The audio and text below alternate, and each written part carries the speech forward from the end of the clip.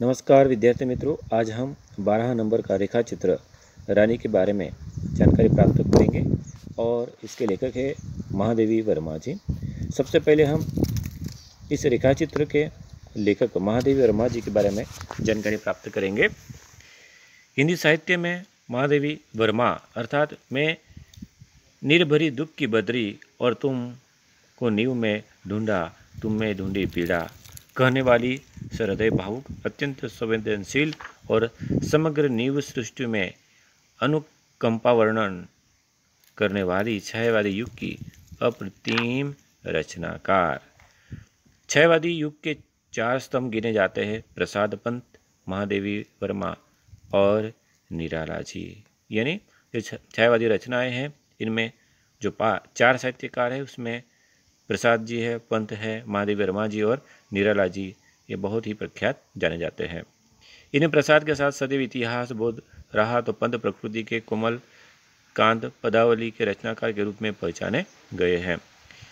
निराला अपनी ओजस्विता और रौद्रता के लिए तो महादेवी वर्मा धीर गंभीर दर्द की दास्तान सुनाने वाली कवित्री के रूप में पहचानी गई है। यानी सभी जो साहित्यकार है उनकी रचनाओं में अलग अलग बातें निखर कर आती हैं, जिसमें अगर महादेवी वर्मा जी की बात की जाए तो उनकी कहानी या रचनाओं में या रेखा चित्रों में हमेशा दर्द और दास्तान हम देखने को मिलती है। ऐसी यह बहुत ही प्रख्यात कवियत्री साहित्यकार है महादेवी वर्मा जी। बाद में उत्तर प्रदेश में जन्मी महादेवी सही अर्थ में एक विदुष और प्रगल्भा नारी के रूप में समग्र जीवन जी गई है। मुख्यतया महादेवी वर्मा कवियत्री ही रही, किंतु स्मृति की रेखाएं जिस रचना के द्वारा उत्तम गद्यकार रेखा चित्रकार के रूप में अपनी पहचान बनाने में वहाँ सफल रही है। यानी अगर देखने जाए तो महादेवी वर्मा जी ने काव्य का सर्जन ज़्यादा किया है, काव्य का निर्माण ज़्यादा किया है, लेकिन स्मृति की रेखाएं जैसे उत्तम गद्य लिखकर उन्होंने गद्य साहित्य में भी अपनी कलम चलाई है। प्रयाग महिला विद्यापीठ की प्राचार्य और कुलगुरु के पद पर रहकर शिक्षा के क्षेत्र में अपने अनुपम योगदान उन्होंने दिया है। निहार, रश्मि, नीरजा, साम्य गीत, दीपशिखा, अतीत के चलचित्र और स्मृति की रेखाएं आदि आपकी बहुचर्चित एवं लोकप्रिय रचनाएं रही है। तो यह रहा महादेवी वर्मा जी का परिचय। अब यह जो रेखा चित्र है इसमें क्या बातें हैं वह समझते हैं। यह रानी नामक घोड़ी और उनके 2 साथी है निक्की और रोजी के साथ आई है, सम्मिलित है, जिसका बड़ा मार्मिक और भावुकतापूर्ण शैली में चित्र अंकित किया गया है। यह जो रेखा चित्र है रानी, यह एक घोड़ी है और उसके जो 2 मित्र है जिसका नाम है निक्की और रोजी। निक्की जो वहाँ नेवला है और रोजी वहाँ कुत्ती है। इन दोनों के साथ में जो रानी है उसकी मित्रता हो जाती है और उसका जो चित्रण किया है वह बहुत ही भावुक है। ऐसा लगता है यह नेवला, यह कुत्ती और यह घोड़ी हमारे सामने ही है। और यह जो रचना की है, यह जो लिखा गया है रानी रेखा चित्र, ऐसा लगता है कि पढ़ते पढ़ते हमें यह हमारे सामने दिखाई लगने लगते हैं। पशु, पंछी और निर्दोष भोले ऐसे प्राणियों के प्रति महादेवी का स्नेह और प्रेम झलकता नजर आता है। यानी महादेवी वर्मा जी को प्राणियों के प्रति हमेशा स्नेह है, यह दिखाई पड़ता है। देखते हैं यह रेखा चित्र को। रियासत होने के कारण इंदौर में शानदार घोड़ों और सवारों का आधिक्य था। यानी इंदौर जो है यह शहर में हमेशा राजाशाही रही है, यानी राजाशाही शहर था। इसी की वजह से यहाँ पर घोड़ों की आधिक्य था, यानी घोड़ों की सवारी हमेशा हुआ करती थी। इसके अतिरिक्त हमें अंग्रेजों के बच्चों को छोटे टट्टों या सफ़ेद गधों, जिसकी जाति के संबंध में रामा ने हमारा ज्ञानवर्धन किया था, पर घूमते देखते थे। यानी जो अंग्रेज के बच्चे थे वह छोटे छोटे जो टट्टू थे, जिसे हम सफ़ेद गधा कहते हैं, उसके ऊपर सवारी करते थे। कौन? अंग्रेज। रामा की कहानियों में तो राजा अपराधियों को गधे पर चढ़ाकर देश निकाला देता था। यानी अगर देखा जाए तो जो रामायण की कहानियाँ हैं उसमें हमेशा कहा गया कि राजा जो अपराधी है उसे अपने देश से, राज्य से बाहर निकालने के लिए गधे पर बिठाकर घुमाया करते थे और गधे के साथ उसको भी वहाँ से बाहर निकाल दिया जाता था। इन्हीं गधों पर बैठकर प्रसन्नता से घूमते देखकर विश्वास करना कठिन था कि इन्हें दंड मिला है। यानी जो अंग्रेजों के जो बच्चे थे वह गधों पे घुमा करते थे, यानी यह विश्वास करना बहुत कठिन था कि यहाँ सजा दी गई है या एक मौज शौक के लिए वह घूम रहे हैं। रामा के पास हमारी जिज्ञासा का समाधान था। इन्हें विलायत में गधे पर बैठने का दंड देकर भारत भेजा गया है, क्योंकि वहाँ यह वाहन नहीं है। यानी कहा गया है कि विलायत यानी विदेशों में जो गधे पर बैठने का दंड देकर भारत में इन्हें यहाँ भेजा गया है, क्योंकि वहाँ पर यहाँ क्या नहीं है, वाहन यानी कि गधे नहीं है। एक दिन हम तीनों ने बाबूजी को मौखिक स्मृति पत्र मेमोरेंडम दिया कि हमारे पास छोटा घोड़ा न रहना करने की बात है। यानी महादेवी वर्मा उनके जो भाई मित्र थे वह जाते हैं और बाबूजी को कहते हैं कि हमारे पास में घोड़ा ना होना यह अन्याय जैसा है। यदि अन्य बच्चों को घोड़े पर बैठने का अधिकार है तो हमें भी वह अधिकार मिलना चाहिए। महादेवी वर्मा जी वो कहते हैं कि अगर दूसरे बच्चों को घोड़े के ऊपर बैठना, सवारी करना अधिकार है तो हमें भी यह अधिकार मिलना चाहिए।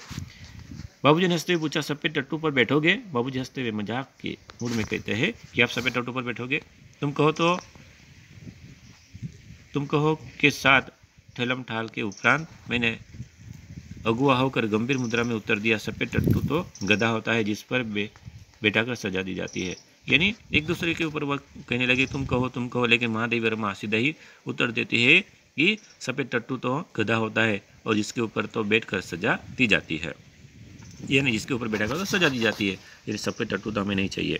पता नहीं हमारे ज्ञान के वजह तो रामा को बाबूजी ने डांटा या नहीं, परंतु कुछ दिन बाद हमने देखा कि एक छोटा सा चॉकलेटी रंग का टट्टू आंगन में पश्चिम वाले बरामदा में बांधा गया। यानी यह बात बाबूजी के सामने रखी दी जाती है, यानी कुछ दिन रख दी जाती है और कुछ ही दिनों के अंदर एक छोटा सा चॉकलेटी रंग का टट्टू वहाँ पर दिखाई पड़ता, बांधा हुआ दिखाई, यानी बरामदा है वहाँ पर बांधा हुआ है। बरामदा तो घोड़े बांधने के लिए बनाया नहीं गया था, अतः बाहर से टट्टू को लाने के लिए दीवार में एक नया दरवाजा लगाया गया। यानी जो बरामदा बनाया गया था वहाँ घोड़े के लिए नहीं था, यानी घोड़े के बांधने के लिए नहीं था।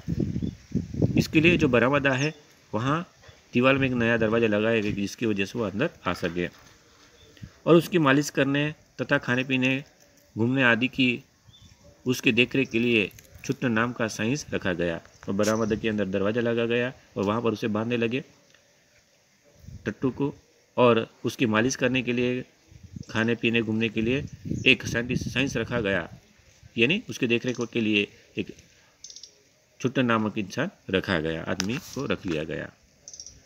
अब तो हम उस छोटे टट्टू से बहुत प्रभावित और आतंकित हुए। हमारे तथा हमारे अन्य साथी जीवों के लिए न मकान में कोई परिवर्तन हुआ और न कोई विशेष नौकर रखा गया। यानी उस टट्टू को देखकर जो घर के जो सभी सदस्य थे वो बहुत ही प्रभावित होते हैं। रामा को तो नौकर कहा नहीं जा सकता, क्योंकि वह तो डांटने फटकारने के अतिरिक्त हमारे कान भी खींचता था और हमारी खिड़की तक दरवाजे में परिवर्तित नहीं हो सकी। यानी जो रामा है उसे नौकर नहीं कहा जा सकता, क्योंकि वह उन्हें डांटने फटकारने का काम भी करता था, जिससे हम रोजी को और निक्की के साथ कूदने के कष्ट से मुक्त हो सके। यानी रोजी और निक्की, जैसे मैंने बताया कि निक्की यानी नेवला और रोजी यानी जो कुत्ती है उसके बारे में यहाँ पर बताया गया है कि उसके साथ में वहाँ खेलते कूदते थे। बाबूजी से यह सुनकर भी कि वह टट्टू हमारी सवारी के लिए आया है, हम सब 4-5 दिन उससे रुष्ट और अप्रसन्न ही घूमते रहे। यानी वो जो टट्टू है वह उनके घूमने के लिए लाया गया है, सवारी के लिए लाया गया है, लेकिन उससे परिचित नहीं थे, इसके लिए वहाँ उससे 4-5 दिन तक अप्रसन्न ही घूमते रहे। परंतु अंत में उसने हमारी मित्रता प्राप्त ही कर ली। यानी धीरे धीरे वह जो टट्टू है उसके साथ में घर के सभी सदस्य, महादेवी वर्मा के साथ में जो भी सदस्य, उनकी मित्रता हो जाती है। रामा से उसका नाम पूछने पर ज्ञात हुआ कि उसे ताज रानी कहकर पुकारा जाता है। जब रामा को पूछा कि यह जो टट्टू है इसका नाम क्या है, तो पूछा गया कि इसे राजा रानी कहा जाता है। ताजमहल का चित्र हमने देखा था और रामा और कल्लू को माँ की सभी कहानियों में रानी के सुख दुख की गाथा सुनते सुनते हम उसके प्रति बड़े सदस्य हो गए थे। इन ताजमहल का चित्र जो देखा था, लेकिन कल्लू और माँ से सभी कहानियों में जो रानी का दुख है सुनते सुनते उनके प्रति बड़े ही सदस्य यानी भावुक हो गए थे। ताजमहल जैसे भवन की रानी होने पर भी यह वहाँ से कहानी की रानी की तरह निकाल दी गई है। ये कल्पना करते ही हमारी सारी ईर्ष्या और सारा रोष करुणा से पिघल गया और हम उसे और अधिक आराम देने के उपाय सोचने लगे। यानी यह ताजमहल की रानी होने के बजाय इसको जैसे कहानी के अंदर निकाल दिया जाता है, उसी तरह इसको भी वहाँ, इस घोड़ी को भी वहाँ से निकाल दिया गया है। इस बात से वहाँ दुखी होते हैं। इसके लिए इस बात को सुनकर वह उसे आराम देने लगे। वह इतनी सुंदर थी कि अब उसकी छवि आंखों में वैसी है। महादेवी वर्मा कहती है कि वो इतनी सुंदर थी कि उसकी छवि आज भी उसकी आंखों में वैसी की वैसी है। हल्का चॉकलेटी चमकदार रंग जिस पर दृष्टि फिसल जाती थी। यानी उसका रंग इतना अच्छा हल्का चॉकलेटी था कि जिसके ऊपर हमारी दृष्टि फिसल जाती थी, इतनी वह चिकनी थी। खड़े छोटे कानों के बीच में माथे पर झूलता अयाल का गुच्छा, यानी उसके कान एकदम खड़े थे और उन कानों के बीच में माथे पर जो झूलता अयाल यानी तो गर्दन के बाल है वह गुच्छा, बड़ी काली स्वच्छ और पारदर्शी जैसी आंखें। उसकी आंखें एकदम पारदर्शी और स्वच्छ थी।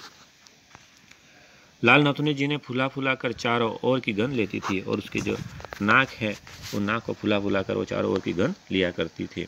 उजले दांत और लाल जीभ की झलक देते थे हुए गुलाबी ओटो वाला लंबा मुंह जो लोहा चबाते रहने पर भी शत विशत नहीं होता था।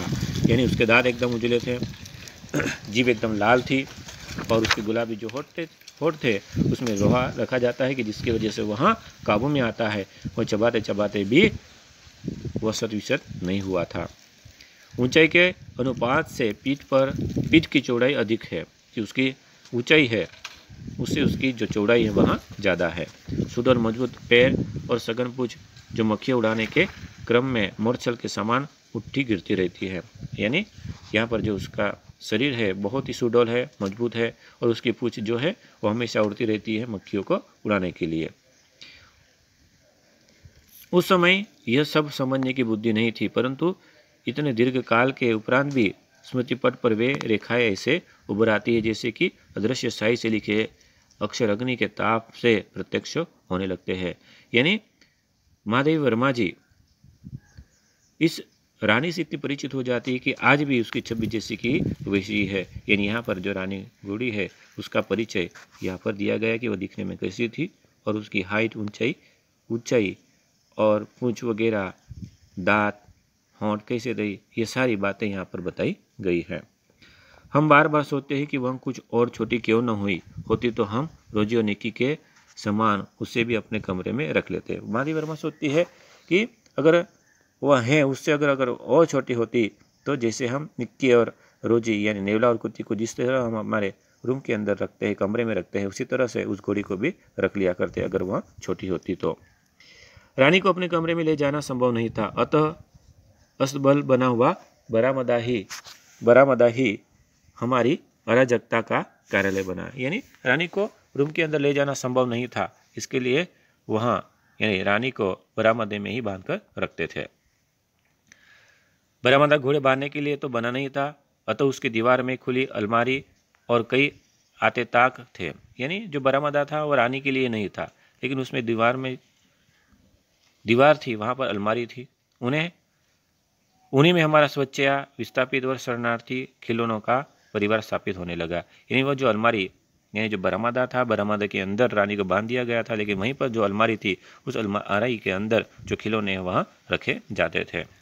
रानी की गर्दन में झूल कर उसके कान और अयाल में मूल खोस कर उसको बिस्कुट, मिठाई आदि खिला कर थोड़े दिनों में हमने उससे ऐसी मैत्री कर ली कि हमें न देखने पर वह अस्थिर होकर पैर पटकने और हिलाने लगती हैं। यानी धीरे धीरे जो महादेवी वर्मा उनके साथी यानी घर के जो सदस्य है वह उसकी गर्दन में झूल कर, कान पकड़ कर, फूल खोस कर, बिस्कुट, मिठाई आदि खिलाकर इस तरह से उन्होंने रानी के साथ मित्रता कर ली थी कि जिस समय महादेवी वर्मा और उनके घर सदस्य न रहते थे उस समय वहाँ अस्थिर होकर पैर पटकने और हिलाने लगती थी। यानी बहुत ही निकट की मित्रता हो चुकी थी।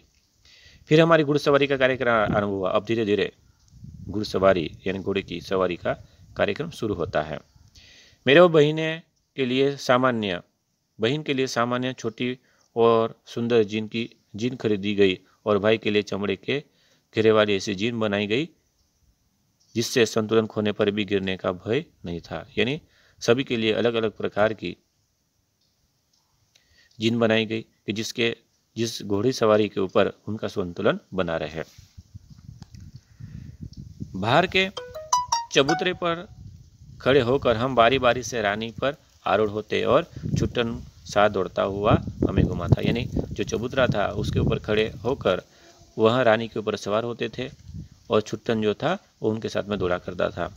सवेरे भाई बहन घूमते और स्कूल से लौटने पर तीसरे पहर या संध्या समय मेरे साथ यह कार्यक्रम दोहराया जाता था। यानी सुबह के समय महादेवी वर्मा के भाई और बहन उस रानी के ऊपर घोड़ी सवारी करते थे और स्कूल से लौटने के बाद यानी तीसरे पहर में संध्या के समय जो महादेवी वर्मा है वहाँ घोड़ी सवारी करती थी।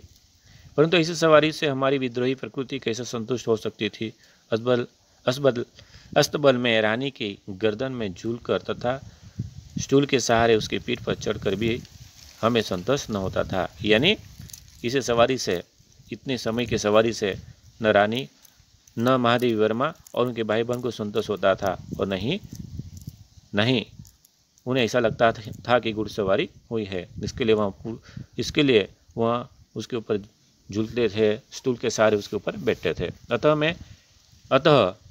मैं एक छुट्टी के दिन दोपहर में सबके सो जाने पर हम रानी को खोलकर बाहर ले आए और चबूतरे पर खड़े होकर उसकी नंगी पीठ पर सवारी करके बारी बारी से अपनी अधूरी शिक्षा की पूरी परीक्षा लेने लगे। यानी स्कूल के समय में ज़्यादा समय नहीं होता था, इसके लिए उन्हें ऐसा लगता था कि हम घुड़सवारी कर ही नहीं पा रहे हैं, यानी समय था ही नहीं। इसके लिए छुट्टी एक समय ऐसा आता कि जिस दिन छुट्टी होती है उस दिन महादेवी वर्मा जो रानी है उसको खोलकर लेकर आते हैं और उसके पीठ पर सवारी करते हैं बारी बारी से। जो उनकी शिक्षा है उसकी शिक्षा की पूरी परीक्षा लेते हैं। यह स्वाभाविक ही था कि ताज रानी हमारी अराजक प्रवृत्तियों से प्रभावित हो जाती। इन बातों से जो रानी है वह प्रभावित हो जाती थी। वास्तव में बालकों में चेतना के विभिन्न स्तरों का बोध न होकर सामान्य चेतना का ही बोध रहता है। अतः उनके लिए पशु पक्षी वनस्पति सब एक परिवार के हो जाते हैं। यानी जो बालक होते हैं उनके लिए पशु पक्षी वनस्पति कुछ भी हो सब एक समान यानी एक परिवार जैसा ही लगता है। निक्की रानी की पूंछ से झूलने लगता था।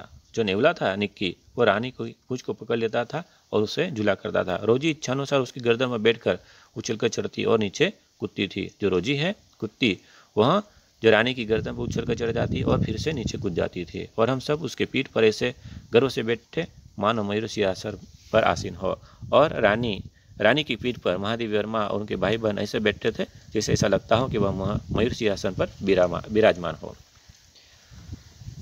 रानी हम सबकी शक्ति और दुर्बलता जानती थी। जो रानी है सबकी शक्ति भी जानती थी और दुर्बलता भी जानती थी। उसकी नंगी पीठ पर अयाल पकड़कर बैठने वालों को वह दुल की चाल से इधर उधर घुमाकर संतुष्ट कर देती थी।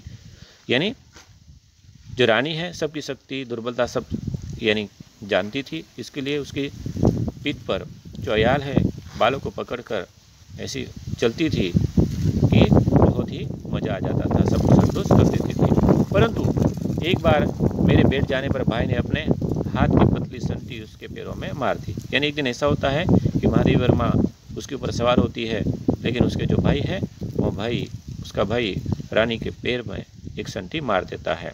चोट लगने की तो संभावना मार देता है परंतु पैरों में चोट लगने की तो संभावना ही नहीं थी, परंतु इससे न जाने उसका स्वाभिमान आहत हो गया या कोई दुख स्मृति उभर आई। यानी जैसे ही उसके भाई ने रानी के पैर के ऊपर संटी मार दी उसको चोट तो नहीं लगी लेकिन उसे ऐसा लगा कि उसका स्वाभिमान आहत हो गया है।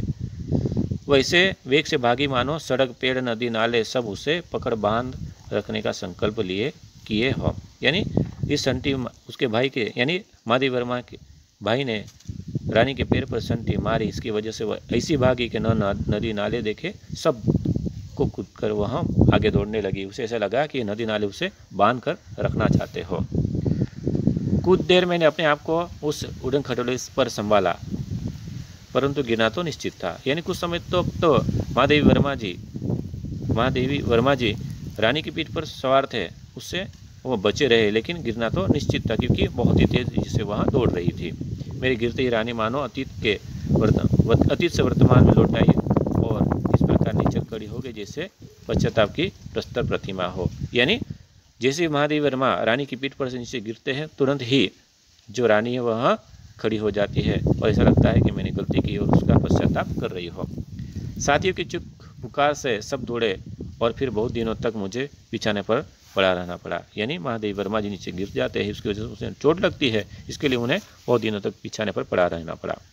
स्वस्थ होकर रानी के पास जाने पर वह ऐसी करुण पश्चाताप भरी दृष्टि से मुझे देखकर हिनाने लगी कि मेरी आंसू आ गए। यानी स्वस्थ होने के बाद में महादेवी वर्मा जी रानी को मिलने के लिए जाते हैं, तब उसे पश्चाताप होता है और हिनहिनाने लग जाती है रानी और महादेवी वर्मा की आंखों से आंसू निकल आते हैं। एक बार भाई के जन्मदिन पर नानी ने उसके लिए सोने के कड़े बेचे। यानी जन्मदिन था भाई का, इसके लिए उसके भाई के जन्मदिन पर उनकी नानी ने भाई के लिए कड़े भेजे। सामान्यतः हम कोई भी नया कपड़ा या आभूषण पहनकर रानी को दिखाने अवश्य जाते थे। यानी कोई भी नया कपड़ा हो या आभूषण हो वो पहनकर महादेवी वर्मा और उनके घर के सभी सदस्य यानी सभी बच्चे रानी को दिखाने के लिए जाते थे। सुंदर छोटे छोटे शेर मुंह वाले कड़े पहनकर भाई भी रानी को दिखाने गया।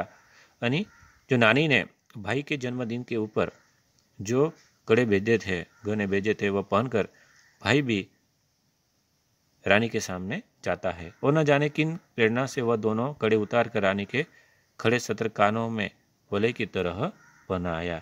और एक उनका भाई छोटा होने की वजह से जो सोने के कड़े हैं वह सोने के कड़े भाई रानी के कानों में पहनाकर वहाँ से चल पड़ता है।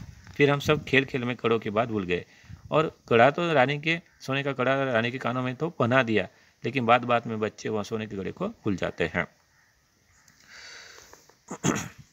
संध्या समय भाई के कड़े रहित हाथ देखकर जब माँ ने पूछताछ की तब खोज आराम हुई, पर कहीं भी कड़ों का पता नहीं चला। यानी जब सांझ का समय, संध्या का समय होता है, शाम का समय होता है, उस समय उनके महादेवी वर्मा जी के भाई के हाथों में कड़े न देखकर उसकी माँ इधर उधर देखना शुरू करती है, खोज आरंभ करती है, लेकिन कड़ों का पता नहीं चलता है।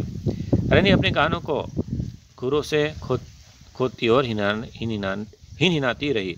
जो रानी है वो अपने कानों को अपने पैरों की खुरों से खोदती रही और हिनहिनाती रही। अंत में बाबूजी का ध्यान उसकी ओर गया और उन्हें मिट्टी हटाने का आदेश दिया, लेकिन बाबूजी का ध्यान रानी के ऊपर जाता है और आखिर में वहाँ पर पास में पड़ी हुई मिट्टी को हटाने का आदेश दिया जाता है। किसी ने कुछ गहरा गड्ढा गोद कर दोनों कड़े काट दिए थे। कोई व्यक्ति था, किसी ने नाम नहीं बताया गया है, लेकिन किसी व्यक्ति ने एक गहरा गड्ढा बनाया और खोदकर वह कड़े वहाँ पर गाड़ दिए थे। दंड तो किसी को नहीं मिला, परंतु रानी सारे घर के हृदय में स्थान पा गई। यानी इस घटना की वजह से दंड तो किसी को नहीं मिला, लेकिन घर के सभी सदस्यों में रानी बहुत ही अच्छा स्थान, यानी सब घर के सभी सदस्यों के हृदय में रानी ने अच्छा स्थान प्राप्त कर लिया। एक घटना अपनी विचित्रता में स्मरणीय है, यानी यह घटना है जो विचित्रता में स्मरणीय यानी हमेशा याद रहती है। एक सवेरे उठने पर हमने रानी के पास एक छोटे से घोड़े के बच्चे को देखा। यह कहाँ था? यानी एक दिन सवेरे जो रानी है उस रानी के पास में छोटे से घोड़े के बच्चे को देखा गया, तो सब पूछने लगे यह कहाँ था। कहकर हमने रामा को इतना थका दिया कि उसने निरुपाय घोषणा की कि वह नया जीव रानी के पेट में दाना चारा खाकर सो रहा था। यानी सभी रामा को पूछने लगे कि भाई यह बच्चा कहाँ से आया, छोटा सा बच्चा। तब आखिर में जो रामा है उसने उत्तर दिया कि भाई यह जो छोटा बच्चा है यह रानी के पेट में था और खाना पीना खाकर वह उसके पेट में सो रहा था।